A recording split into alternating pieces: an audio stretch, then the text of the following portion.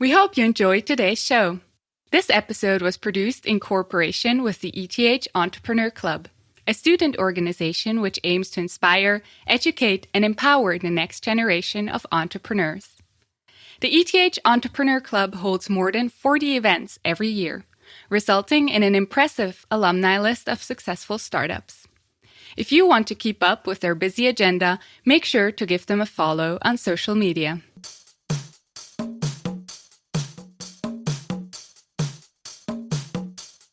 It was freakingly difficult. It was a painful journey. But if you would ask me, would I do it again? I would say a million times yes.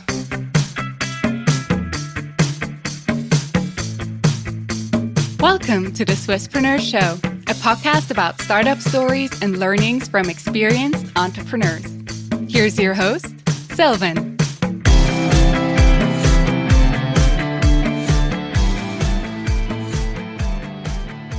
Soumya, a very well welcome to the Swisspreneur Show. It's a pleasure to have you here today.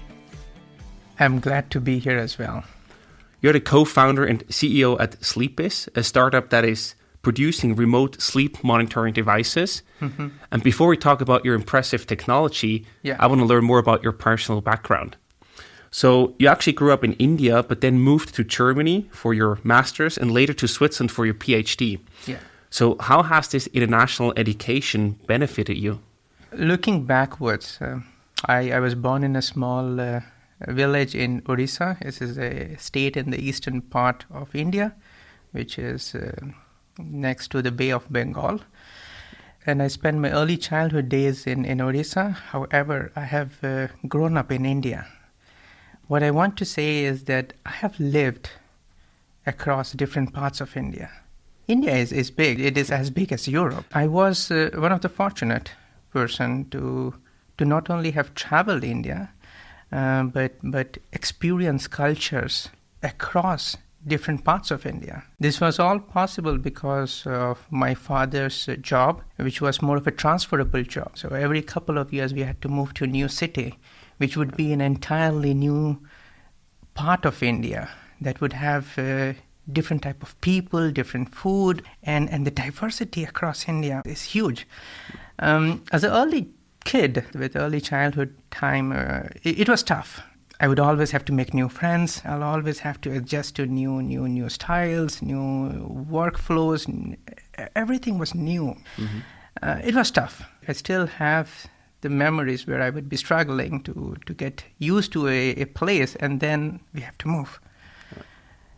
Looking backwards, it's much easier to connect the dots and see that I was getting prepared for something much larger. It made me much more open. It made me more resilient. And I was able to connect with people. I was able to communicate to people without speaking those languages. And I can only try to emphasize, that those learnings on the early days of my childhood played a huge role in who I am today. Growing up, I was always interested in pursuing science. My curiosity was fulfilled by the logics that science could provide. And that led me to be an engineer, because I was more interested in science, but I was a bit distant from the pure fundamental science. Mm-hmm. I wanted to do something more applied. And engineering was the right next step for me. So just to elaborate, I'm a wireless engineer by education. I did my bachelor's in technology in electronics and communication engineering. And post my bachelor's, I was more interested to take up more real-world work experience. And this is when I joined Tata Consultancy Services, and where I was working for British Telecom in their high-speed internet connectivity protocols. This is the optical fiber that we know. So you're familiar with the SALT 10 gigabit connections. Okay? Exactly. And back in those days, post-graduation, I was working on those topics. During my work experience, it became more abundantly clear that what I know is just scratching the top of the surface. And I was even more curious than ever before. And I wanted to deepen my knowledge, which basically helped me take the next step to pursue my master's. Mm-hmm. But this time I was more interested in the fundamentals because I was just fascinated, how this entire connectivity was working. And this led me to apply for my master's. I'm very happy to have got admission at Karlsruhe Institute of Technology in Germany, where I was a fully funded scholar. And this was a very, turning point, I would say, in my life, where I got the opportunity to come abroad to Germany and get my first-hand experience in the more fundamental science and bringing those, connecting those dots to the applied version. Yeah. I was also an Erasmus scholar, so I belong to that group of all Erasmus students. This is a very cool group that also facilitated, traveling across Europe. As you could already probably guess, my early childhood had prepared me to accustom myself to any new environment. I have this vivid memory, you can take me and put me in any part of the world and I would just seamlessly fit. Okay, that's who I am. And you learn all the skill set to make that happen. Exactly. And when it was happening, I was not happy. I was complaining, to be honest, just like any other teenager. Come on, I have to make new friends and so on. But was that really also sort of a master plan that was drawn by your parents to really prepare you for this international world? Or was it more a coincidence that you then also learned all those skills due to the job that your father had? I don't think it was a master plan, okay?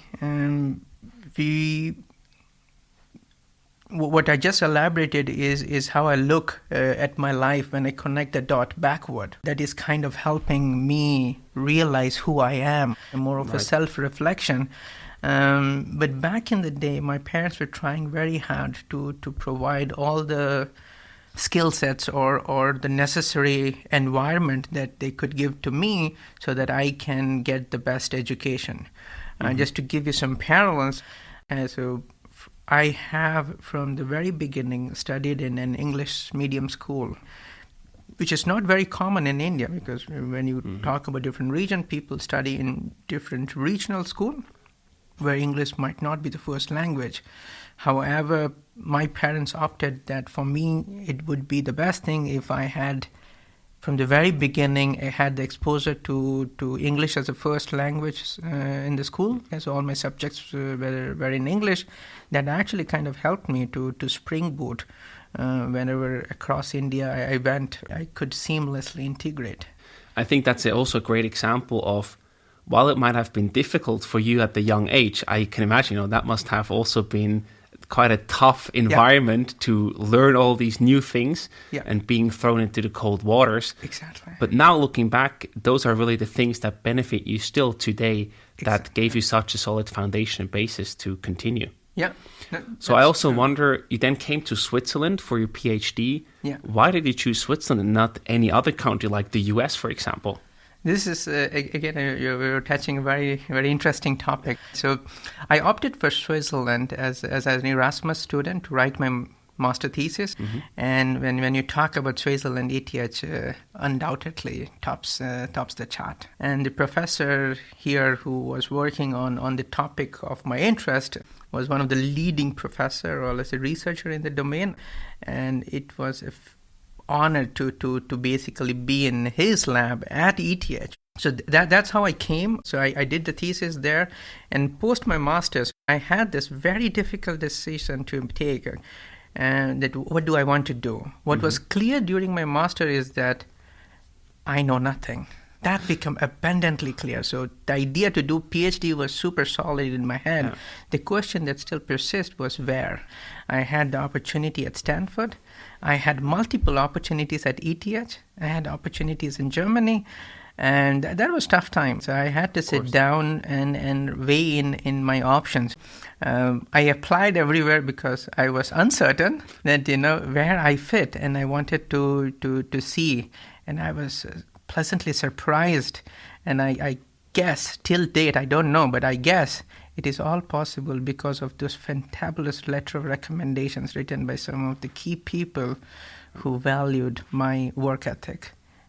I don't see myself as a super brilliant student, but I could see, when I look back, okay, why I received so glaring, opportunities. Now, the decision was finally boiled down to ETH because really about the person.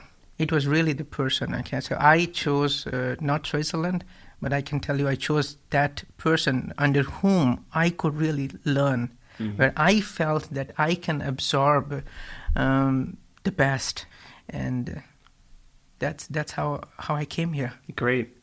And for you, after the master's, it was clear to do a PhD, because I think that's also quite a bold statement after studying for 5 years. Oh, I still don't know that much about the world. But then you had to face the second time that decision after your PhD, and eventually then also ended up in the entrepreneurial world. So why not continue as a researcher? Because you had everything, right? You had everything laid out for you. You had the perfect career. Yes. You would probably be a very well-known and successful researcher today. Why, again, choose a different path and go into the startup world instead? Thanks for asking this question. I had reflected upon this quite often. When you do a research on a topic very, very passionately, you have to understand the why the person is doing that dedicated research. It's just not for the namesake. You're really passionate about it. And towards the end of that research, when you see that is thrown down the drain, that hurts. And the idea that select few decides how the world should run, that hurts. Internationally, national governments spend billions of dollars doing amazing research that is just tied down to our labs. That hurts. Yeah. If I look back, in the making of a PhD, this is much more than just research. There are a lot of very subtle things that comes together in making something really happen. So all the tools that are required to bring innovation to real world, I believe we were getting prepared for that. And not taking that step to bring the most advanced technology to the footstep of the end user, that would be a shame. And again, I'm very happy to have those instruments around me that could give me the supporting factors, that could build the confidence that we are not merely a researcher that is told that does what they are told to, but they can go beyond in really completing the circle, delivering those end values to the end customers. Did you also feel that, after completing all that intense research, that it would just be a huge waste of potential to now not put more of that into practice and actually build a business around it? Yeah, I felt that. If I also look back on also, other PhDs that I saw, not only in my core domain, I have seen a lot of amazing research getting paused, getting stopped, not getting the state that they should be. That's a big motivator. Yes, and that became that, we have to take things under our own charge. As a researcher, nobody tells you to go and find, what's happening to that electron. You do it because you're really passionate about it. There are basically no help, no guidance. Okay? Research is all about going to that uncharted waters and asking really the logical question so that you can move forward in a more sustainable way and derive results or conclusions that are the answers to the question. And entrepreneurship was also something same. As a person, I don't think I'm someone who takes no for an answer on a face value. Yeah. So now you then saw, okay, I need to actually commercialize that research to a certain degree. I need to build a company around that to unleash its full potential. But that's still also quite a big step to take, right? So what happened after you realized that you do want to go into the startup world, into the entrepreneurship world? What did you do next once you realized that to then actually found a company? I just want to get some of the wording right, because it's really how you express it. As much as I love the word commercialization, we didn't start for commercialization. The reason we started was to really make that impact. I know that you mean in the best way, okay? Of course, yeah. But I just want to reinforce for all the audience who are listening to me that Sleepiz is all about that impact. And one of the way to have a sustainable impact is to have a good business model around it that can sustain it. But it was really the impact that was driving that. Yeah. No, we have the potential to profoundly change how the industry looked at this topic. I think that we'll come to that later. Sure. But that basically drove the team. I didn't take the decision out of, we did weigh in every aspect of it. What are our odds? And how high is the impact? And every time we were asking ourselves, is this, the problem that we're tackling, is that big enough? Are we ready to put everything across the line? Because I guess we all knew that it's not going to be easy. It's going to be very painful. And the only way you could measure it was, asking yourself time and again about, are we really convinced about that impact that we could bring? Yeah. That profound impact that we have been talking time and again. And as we continue to ask this question, it continues to reinforce our belief in the same that, yes, it is.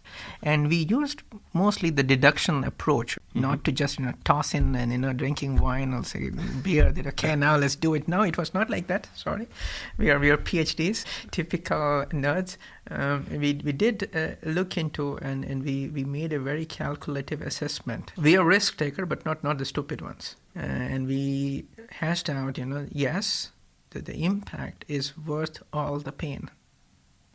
Now, that's a really interesting focus that you chose there, to really focus on the impact that you can have and to also think big and have big ambitions. Yeah. I think that's a very refreshing take that you have here along the journey. And you are not alone in that journey. So you also have co-founders in your company. Can you talk a bit more how you met them and then embarked on that journey together? One aspect of entrepreneurship is really the team. And I think this is predominantly the main aspect of any startup, is really the team. Sleepiz was founded by 4 people. So 3 of my co-founders, 2 of them are PhDs from ETH Zurich, and 1 is a master's student from University of St. Gallen. Sunil, my first co-founder, I knew him from my ETH network, PhD network. And when the idea of the startup came to my mind, I, in a casual setup, shared that with him. And I was surprised to see his interest in supporting the idea and adding that +1. That initial +1 support from him further allowed to do more analysis and discussion around it, which continued to reinforce more on the idea that we had. Now moving on to my next co-founder, okay, so how I met him was because of the course that ETH and University of St. Gallen organizes together. So this is a course from the Entrepreneur Lab at ETH Zurich. Every year they have this course where they bring the students who are in the technology field from ETH Zurich and students with master's or business expertise from University of St. Gallen together, where we worked on addressing or also validating the business of a technology idea or building the technology for a business, okay, vice versa. I wrote my cover letter for that, where I elaborated more about my idea of changing the sleep industry. I was happy to be accepted in that course, and this is where I met Max Ziegold. He is my second co-founder, and he brings all the business acumen. Okay, just during the course itself, we connected straightforward on this topic. And it was during the course itself that we spoke with a lot of doctors and really validated every aspect of it. And throughout the course, I could see that he was getting more and more vested and more convinced about what we were onto. And now finally coming to my last co-founder, I met him thanks to the ETH Entrepreneur Club's speed dating. Fantastic. Sorry, the name ETH keeps coming again and again. I am from there, and ETH provides all the support factors. I have to give it to them. Without that, I wouldn't be sitting here in front of you. So the Entrepreneur Club's speed dating, I did, put forward our idea that we want to do this, and we are looking for a co-founder that can, turbocharge our tech side. This is where I met Mark, and Mark Roland. He was a fellow PhD student at ATS Zurich. We connected instantly. And then we had a couple of follow-up conversations that led to, him joining the team. Yeah. And this was actually 2017 that we all came together, and we worked towards the whole year, more or less half of the year, as a tight group of people who were convinced on really bringing the product forward. And towards the end of the year, we were the winner. I think, let me get that correct. We were selected in Mass Challenge, so one of the accelerator in Switzerland, and we were the silver winner within Mass Challenge, and that already reinforced our faith in what we were doing. That was like a confirmation for you exactly, to continue, the word right? I was looking for was confirmation. Sorry, then it really gave us the confirmation that what we were looking for, that we could see that we could work as a team. Mm-hmm. We had the respect for each other. Yeah. We could, understand each other. And we delivered, and that basically gave us all the confirmation that we were looking for, and this allowed us that we should go ahead and found the company and make it real, make it something more than just a project and idea. Yeah. And can you also elaborate a bit more about the exact problem that you address with your company? Because that's certainly what people want to learn more about. So what is the specific problem that you address with Sleepiz? At Sleepiz, we are looking at solving... Let me take a take on it. I mean, I find this question actually very, very challenging to address it. Sure. Because as a company, should I rephrase it in any way? No, I think it's a good question. From a problem-wise, exactly what we are solving is for sleep apnea. Sleep apnea is a respiratory-related sleep disorder wherein you have pauses in respiration while you sleep. Mm-hmm. These pauses in respiration causes abnormal oxygenation and deoxygenation in your body, which leads to microarousals, hence the incomplete sleep. So when you wake up after a good night's sleep, you think that you have a good night's sleep, but you had these microarousals that you are not aware of, which leads to reduced productivity at work. Mm-hmm. It increases your chances of having traffic accidents. You start to snore, and sadly, because of this abnormal oxygenation and deoxygenation in your body, you start to have, it's intertwined with a lot of cardiovascular mortality, and it's very likely that you're going to die of stroke. Wow. Yeah, that's a big problem. It's a big problem. Yeah. And sadly, less than 20% of the people are only diagnosed. Wow. It is estimated that worldwide 1 billion people suffer from sleep apnea. It's a huge problem. And only 20% are diagnosed. And that's really sad. Now, if you want to get diagnosed, for example, in countries like in Germany, depending upon where you live, the timeline for getting diagnosed, which is classically done in a sleep lab, could have a waiting time of as long as 8 months. Yep. And finally, when your time comes to get diagnosed, what happens? You have to sleep in a sleep lab with more than 30 cables on you. That's what we are changing. We are changing the entire patient pathway. We're doing it in a step-by-step manner. This is what I can elaborate a bit more, to have a process, patient journey that is much more seamless, that can increase the awareness, reduce the barrier for people to get diagnosed early on, and help them really manage their disease. And how do you exactly do that technology-wise? I mean, you don't have to wait 8 months to use your product, so what do you exactly do there together with the technology that you developed to face that problem, to tackle it? From technology-wise, we have built an end-to-end solution that enables that easy diagnosis, monitoring of this particular disease. Now, we are tackling the problem on 2 frontiers. Number one, to create the awareness among the general population about this particular disease, helping them get a quantified understanding of their subjective perception that they might have the disease. So in other words, people might think that they might have sleep apnea. What you do normally is, you try to talk about it, and you try to talk about your doctor. We help in the first step, convert this might to an objective quantification on a scale that is very well accepted in the domain, so that, they can understand, what should be the next step. In the second ways, we are also engaging with all the healthcare professionals, physicians who are knowledgeable or have the expertise to treat these people or diagnose these people. We are bringing our product to them, where we are demonstrating our capabilities and are offering a solution that can seamlessly integrate into their day-to-day practice. That's in a nutshell what we do. And you also have to collect quite some data to then make use of it, right? To discover whether somebody has the sleep apnea or not. How do you exactly do that? I see here, of course, it's difficult to show that to people over a podcast, but you have your device here with you. It's really quite a small device. So how do you exactly do that? So how do you collect the data, and what do you then do with the data once you have it? Before I jump into that, Sure. Let me explain how it works, so that you get a feeling, or let's say people who are listening get an impression of our technology. So what we have done is build a small box that you put next to your bed and go to sleep. It emits ultra low power electromagnetic waves and receives the reflected electromagnetic waves. From this, we are able to interpret your cardiopulmonary activity.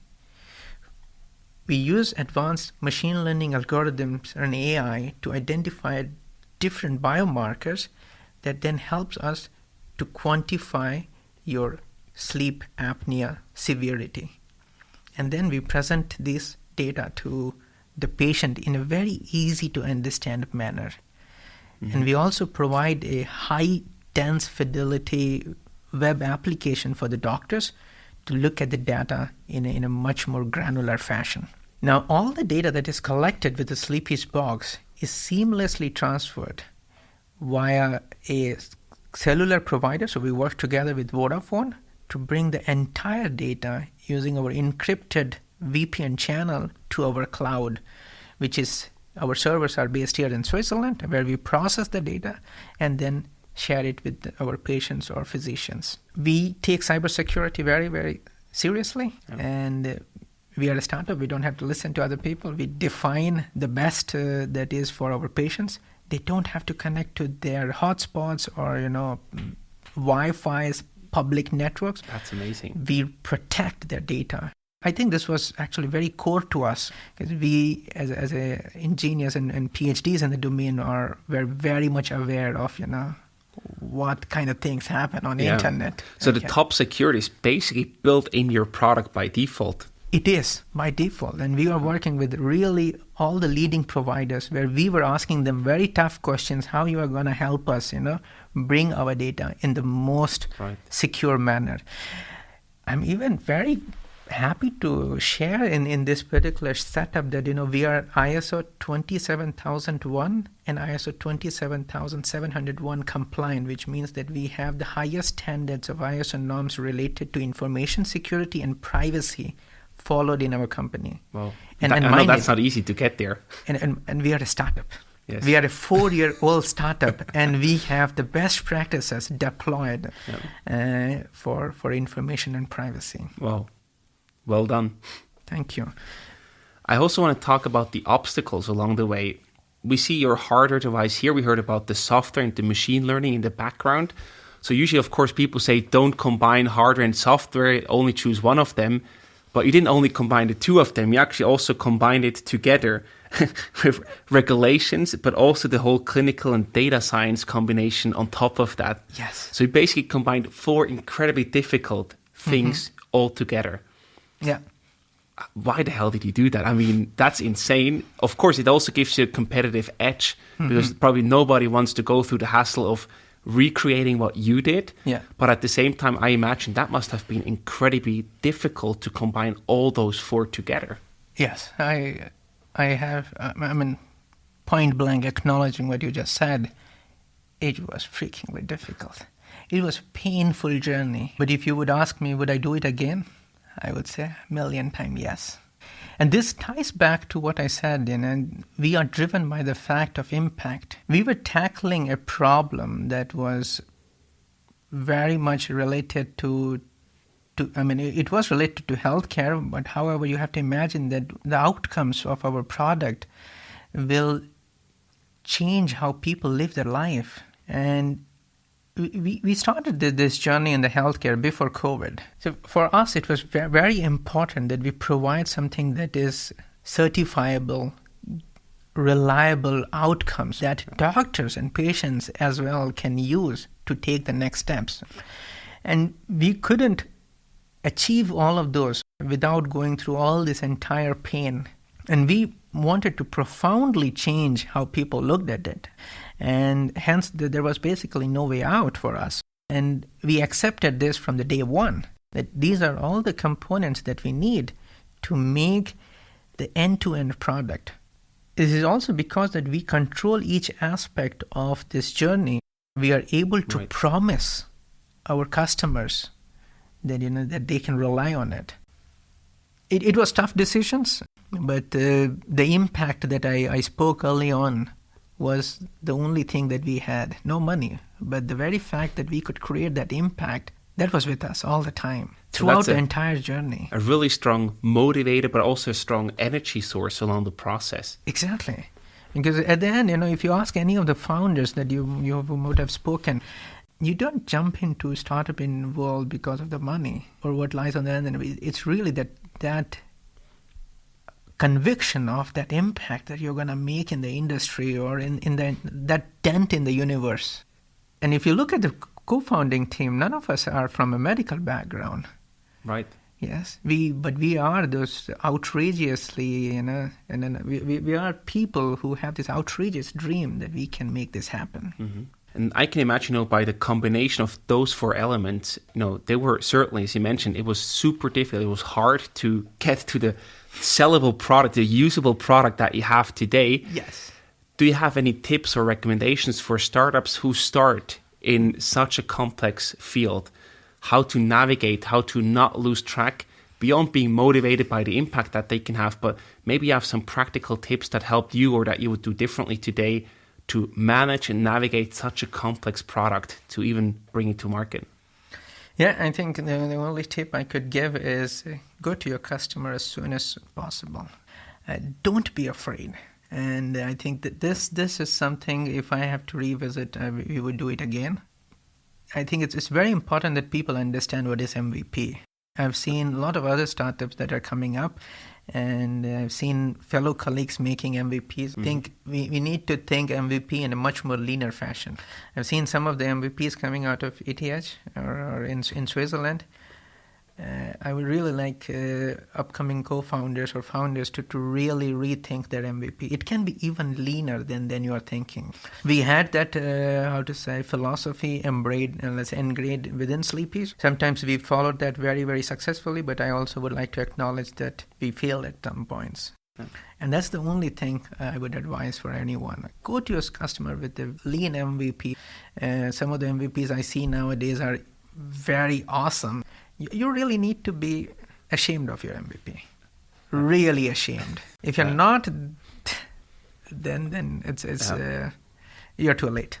I think that's also one of these famous quotes by Reid Hoffman, right? If you're not embarrassed by the first version of your product, you've launched too late. Exactly. And that, I guess, everyone has a different perception of that. Mm-hmm. And that, I think, in Switzerland is actually, people are there is a barrier of being ashamed. Yeah. I think this is why I want to convey that message very strongly, that it's okay. It's absolutely okay. And you come to this industry because of this. Exactly. Be ashamed. Don't worry. We all are. Yeah, but that's actually one of the big strengths that we have, right? We build amazing products here in Switzerland. In the long run, that's a huge advantage because the quality is good. Yeah. But in the early days, that can be a huge drawback because then you don't launch, you don't think that anybody will buy it, and you invest a lot of time maybe in the wrong product. Yeah, that I think is very well said. This is being Swiss. Exactly. Now, another challenge you mentioned before. This is also what I learned as an international, with my international experience. This is one aspect I learned, of my time that I spent here in Switzerland, this Swissness. And there are good and bad at the same time. And one has to really carve out that it doesn't become, bad. But there are some areas where being conscious, especially for us in the medical field, really helped. So that Absolutely. Thought process, that Swiss thought process, that was, it just happens. Come on. Yeah. Okay. I hope you understand. At the end, I'm also a human. Okay, you learn when you move from different places. Yeah. There are a few things I learned from Germany as well, and that you can see in the engineering, and that aspect of really rethinking it twice, before you're delivering it to patient. That helped. When I look back, I think it was that Swissness of really checking the product. Because you have to imagine, this is the first time in the world that you can measure cardiopulmonary activity without anything in your body with a medical grade accuracy. It's a CE Class 2A product. It's crazy. It's a medical product. Really. Okay? Yeah. And if you look at other products, when you go to a hospital, they're still running Windows 97. My God. Yeah. And that actually brings me to the next point. Before you mentioned that you sell to both B2C clients, but also B2B clients. Yeah. And I can imagine, whenever you market a product, a solution, you have to market that very differently in a B2B and the B2C sector. So how do you balance the both at the same time?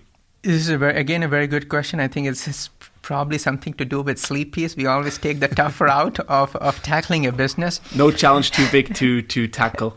Yeah. No, but our goal here is really to tackle sleep apnea. Now, when you talk about sleep apnea, you have to create that awareness. So there is a huge untapped market. 80% of people just don't know. And basically this tackling this untapped market helps us to create more patients. When there are more patients created, they go to a physician. Right. So now physician is happy because they are getting customers. Okay. Now how you seamlessly plug in is the key. And when you go to the doctors, when they get more patients, and if they use the classical methodology to basically screen them, it's unsustainable. Right. The only way to do it is Sleepiz or lose business. Now, this is how we basically balance both our B2B and B2C. Our value proposition is the same. Our value chain is the same. Mm-hmm. We onboard both of these people within the same value chain, and we do not differentiate between them, thereby providing a homogeneous service across both the clienteles. Right. So would it be fair to say the hardware device is for the people to use at home, but the platform, the software behind it, that's for the professionals to then use and analyze with their patients? Yeah. I think it's a very well said aspect. So we have our software, that allows doctors to really look deep into that. And we believe this is best handled by the professionals and not to overwhelm patients with this, tons of data, because you have to ask yourself, what do you do with it? Right, yeah. Exactly. Then people will just stop using it if they don't easily understand it. Yeah, so that's overwhelming. So may I, for all the viewers who are, not viewers, but listeners, and they can all visit apnea-screening.ch, and they can order one sleep apnea screening for themselves and experience Sleepiz. We're currently live in German-speaking part of Switzerland, and in the next days we'll be expanding across Switzerland and other countries. And how does actually your business model look like? Because you're serving these two different, people, so to speak. Mm-hmm. How does your business model look like in that regard? Who do you charge and how do you charge them? We have a standard pricing policy. So we offer 3 nights of screening. So we basically ship our box directly to the patient, where the patient uses that box for 3 nights and then ships back the box to us. And then we have a standard pricing for them, and we share the report. For the doctors as well, we offer the same thing. Now, whenever they get a patient, they don't have to maintain an inventory on themselves. They can just go to the web, fill in all the patient details, and we really take care of the entire background logistic together with our partners, send the device for them, make the maximum usage of the sitting inventory, and share the report with the doctors that they can take it to their patients. Again, as simple as possible, basically, from a user experience. Yes. We try to always keep it as simple as possible and learn really, really on the go and adapt and continue to improve this experience. And we already talked about your international background, which is very impressive. At the same time, you also mentioned there are about 1 billion people that suffer from the problem that you're helping to get a hand on. And basically, how do you plan as a company to go international? Because the market is huge. You're here in Switzerland. How do you plan to internationalize from here? When we look at our future growth, we have two paths. One is going to different geographics, and the second is going beyond sleep apnea as well. So I'll take up that later. First, Sure. I would also like to mention that we have a wholly owned subsidiary in India, and we have already started our commercialization activities in India, where we are helping the Indian healthcare system, let's say turbocharging the entire healthcare system there. Because of COVID, we all the lacunas of the healthcare systems were fleshed out, and now the government and people are more conscious about the health. Mm-hmm. And Sleepiz is there at the right time, at the right place to basically, bring the most advanced technologies to the healthcare system in India. And now, talking about other geographics, what is in our roadmap is Germany, followed by UK and US, where we are looking to, in a stepwise manner, conquer, and then expand to other countries. Yeah.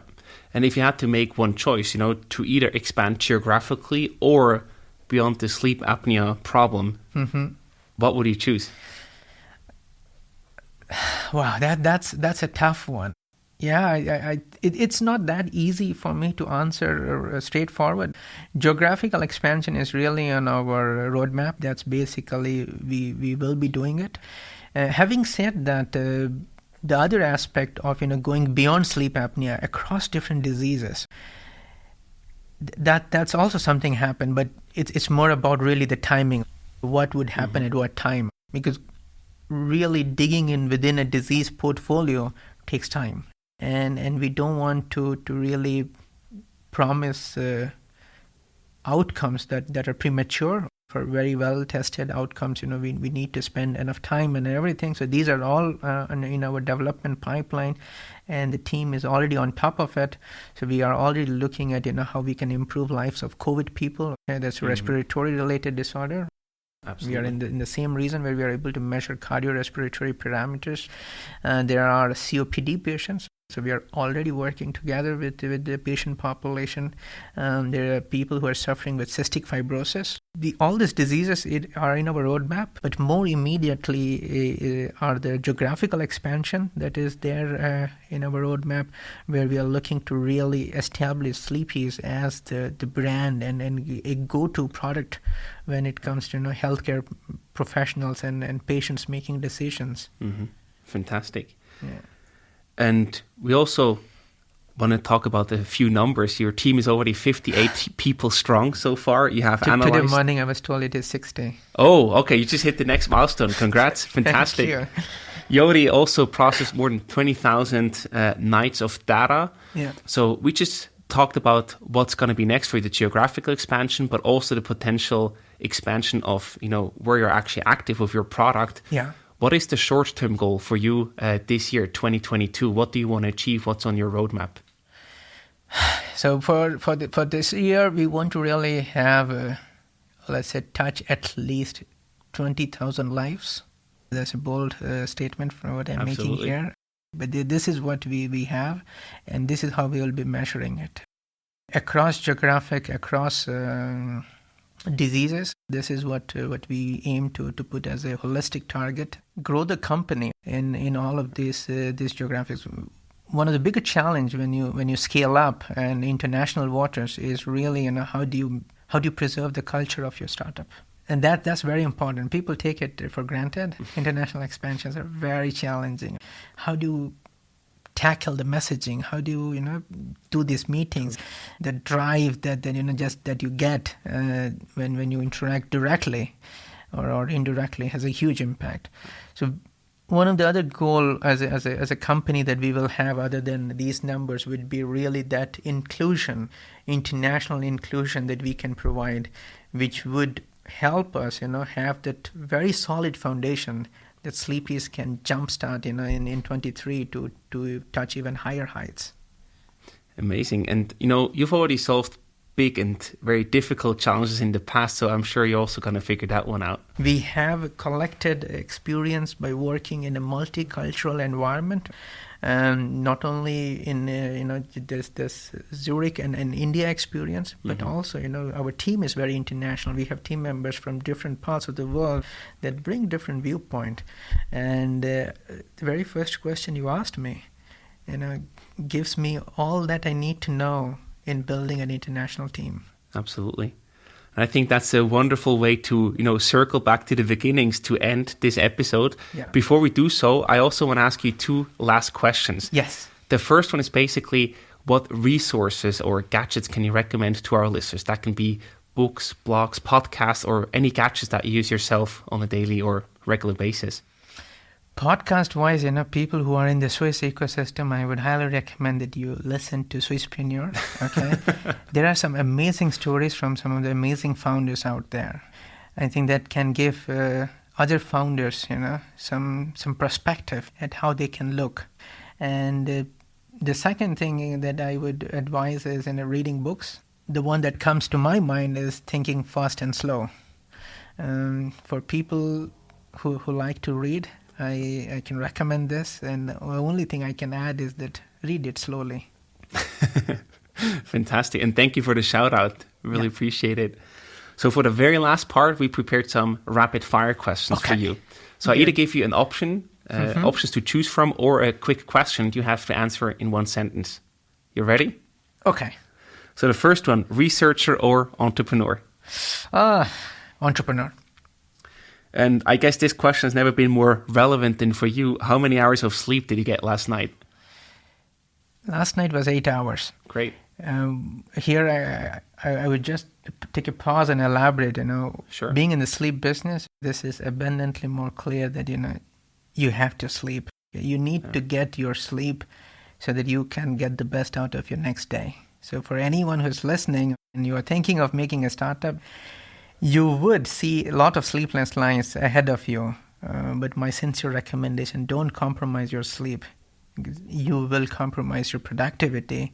And it's really a subjective feeling. So I fully support that. That's so important. So thank you for bringing that out there. So then my next question, what's your number one tip for better sleep?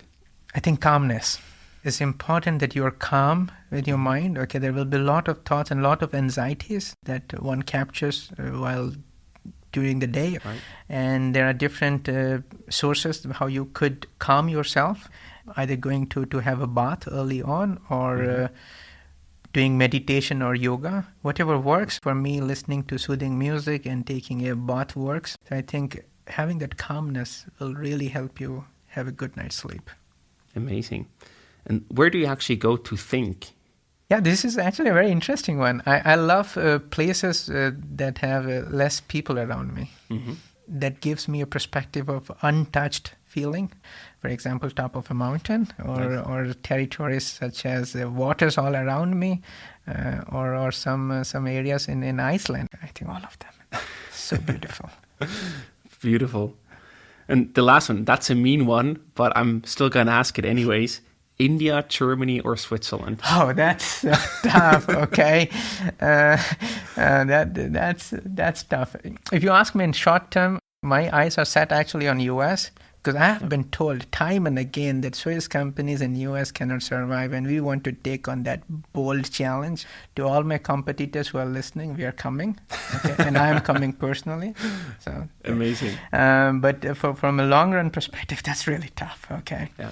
I don't want to make any comment, but I would love to have a more synergetic mix, okay, where I could experience, that I don't have to say goodbye to any of the places, but enjoy best of. A very neutral Swiss answer to that question. Perfect. Soumya, thank you so much for stopping. That was really a lot of fun and very impressive to hear more about your story. We wish you all the best, lots of success, and just keep pushing. Thanks for having me.